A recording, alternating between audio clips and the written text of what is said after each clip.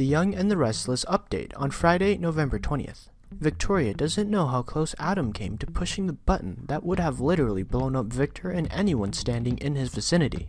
But she doesn't know that he has had meltdown after meltdown, and that he killed somebody when he was only 11 years old. So does she really think that deliberately provoking him would be good for either professional or personal reasons? Stop poking the bear, Victoria. He's out for blood, and he's got very left to lose. Nick is furious that Phyllis didn't tell him she found a hungover Faith.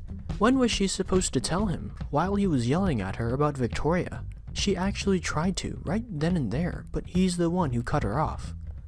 So when Phyllis asks him if he thinks she's terrible at everything, Nick is forced to go, yeah, kind of. And then the accusations really get out of hand. Phyllis even invokes Billy, but luckily it doesn't last too long. What are your intentions?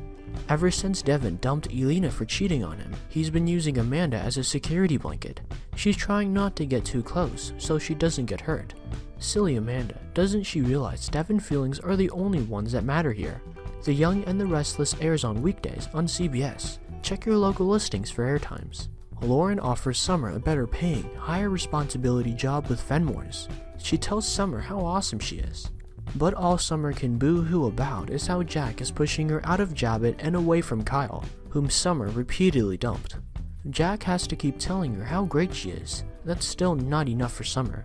At least earlier, when Jack told Sally that he hoped she wouldn't just give up because Lauren was giving that job to someone else, Sally told him quitting wasn't in her DNA. Neither is whining, thank goodness. Nick overhears Phyllis and Faith discussing that the teen has been guzzling vodka. Faith said that Nick didn't understand. No one has ever had a childhood as complicated as hers, and no one has ever been under this kind of pressure. She knows she did the wrong thing, but let's be honest, it's all Nick and Sharon's fault. Well, if Nick decides, it's Phyllis's fault. At least later, when Victoria gets on Phyllis's case about a business decision, Phyllis makes it clear that quitting isn't in her DNA.